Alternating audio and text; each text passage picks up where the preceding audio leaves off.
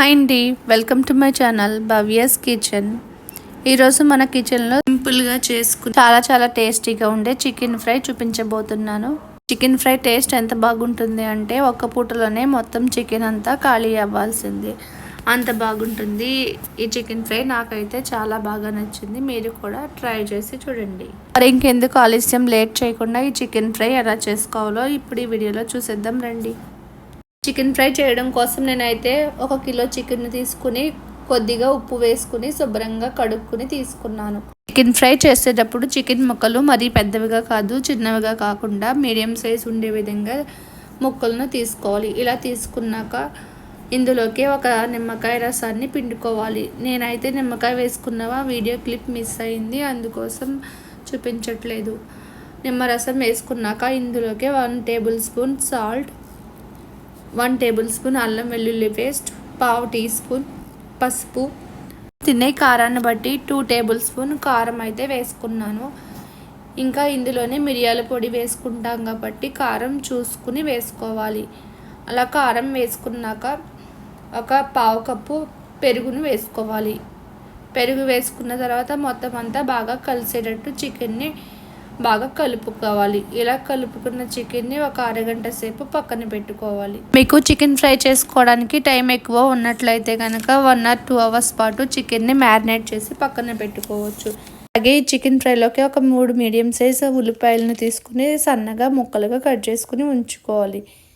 ఇందులోకి ఒక చిన్న ఎండు కొబ్బరి ముక్కనైనా సరే, లేకపోతే పచ్చి కొబ్బరి ముక్కనైనా తీసుకుని సన్నగా ముక్కలుగా కట్ చేసుకుని పెట్టుకోవాలి. లోకి మసాలా చేసుకోవడం కోసం 1 టేబుల్ స్పూన్ జీలకర్ర, 2 ఇంచులు దాల్చిన చెక్క, 5-6 లవంగాలు, 1 టేబుల్ స్పూన్ మిరియాలు, 3 ఇలాచీలు, 2 స్టార్ ఫ్లవర్స్ తీసుకుని పక్కన ఉంచుకోవాలి. తర్వాత స్టవ్ వెలిగించుకుని ఒక కడాయి పెట్టుకుని దానిలోకి ముందుగా కట్ చేసి పెట్టించుకున్న కొబ్బరి తురుమును వేసుకుని బాగా ఫ్రై చేసుకోవాలి. కొబ్బరి ముక్కలను సన్నగా కట్ చేసుకున్నట్లయితే త్వరగా ఫ్రై అవుతాయి.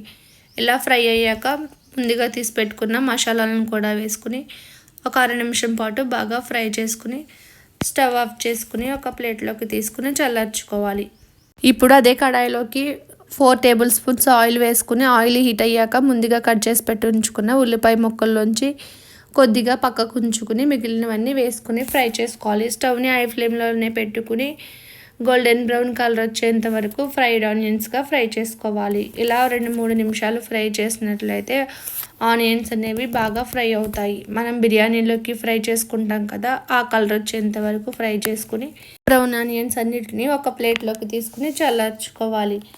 ఇప్పుడు ఆనియన్స్ ఫ్రై చేసిన ఆయిల్లోనే ముందుగా అరగంట సేపు నానబెట్టుకుని పక్కన ఉంచుకున్న చికెన్ని ఈ ఆయిల్లోకి వేసుకుని స్టవ్ని హై ఫ్లేమ్లో ఉంచుకుని కలుపుకుంటూ బాగా ఫ్రై చేసుకోవాలి. 5 నిమిషాల తర్వాత స్టవ్ని లో టు మీడియం ఫ్లేమ్లోకి అడ్జస్ట్ చేసుకుని చికెన్ నుండి నీళ్ళు రిలీజ్ అవుతాయి కదా, ఆ టైంలో కొద్దిగా సిమ్లో ఉంచుకుని చికెన్ అంతా బాగా ఫ్రై అయ్యేంత వరకు ఫ్రై చేసుకోవాలి. ఈ చికెన్ ఎంతవరకు ఫ్రై చేసుకోవాలంటే చికెన్ నుండి ఆయిల్ సెపరేట్ అయ్యేంత వరకు మధ్యలో కలుపుకుంటూ ఫ్రై చేసుకోవాలి. ఇలా ఫ్రై చేసుకుంటే ఒక 10 మినిట్స్ పడుతుంది.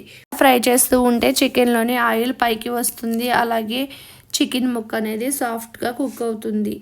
చికెన్ అడుగంటకుండా చికెన్లోని ఉన్న నీళ్ళు అన్నీ ఇంకిపోయేంత వరకు ఆయిల్ పైకి తేరేంత వరకు చికెన్ని ఫ్రై చేసుకోవాలి. ఇలా చికెన్ ఫ్రై అవుతున్న లోపు ఈ చికెన్ ఫ్రైలోకి మసాలాను ప్రిపేర్ చేసుకుందాం. ముందుగా తీసుకునే ఎండు కొబ్బరి మసాలాను ఒకసారి మిక్సీలో వేసుకుని గ్రైండ్ చేసుకోవాలి.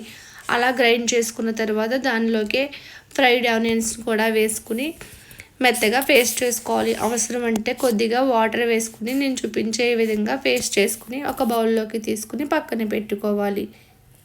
తర్వాత స్టవ్ వెలిగించుకుని వేరే కడాయి పెట్టుకుని, మీకు వేరే కడాయి లేకపోతే అదే చికెన్ ఫ్రై చేసిన దాంట్లో అయినా చేసేసుకోవచ్చు. నేను వేరే కడాయి పెట్టుకుని కొద్దిగా మిగిల్చి పెట్టుకున్నాం కదా ఆనియన్స్ని వేసుకుని 2 బిర్యానీ ఆకులు వేసుకుని ఫ్రై చేసుకోవాలి. ఉల్లిపాయ ముక్కలు మరీ ఎక్కువ ఫ్రై అవ్వకూడదు. కొద్దిగా ఫ్రై అయ్యాక 1 టేబుల్ స్పూన్ అల్లం వెల్లుల్లి పేస్ట్, కొద్దిగా కరివేపాకు వేసుకుని బాగా కలుపుకుంటూ ఫ్రై చేసుకోవాలి. అల్లం వెల్లుల్లి పేస్ట్ పచ్చి వాసన పోయేంత వరకు ఫ్రై చేసుకున్నాక మనం ముందుగా చేసి పెట్టి ఉంచుకున్న మసాలా ముద్దని వేసుకుని ఒక 2 నిమిషాల పాటు కలుపుకుంటూ ఫ్రై చేసుకోవాలి. ఈ మసాలా అడుగంటకుండా చూసుకుని కావాలితే కొద్దిగా వాటర్ వేసుకుని ఫ్రై చేసుకోవచ్చు.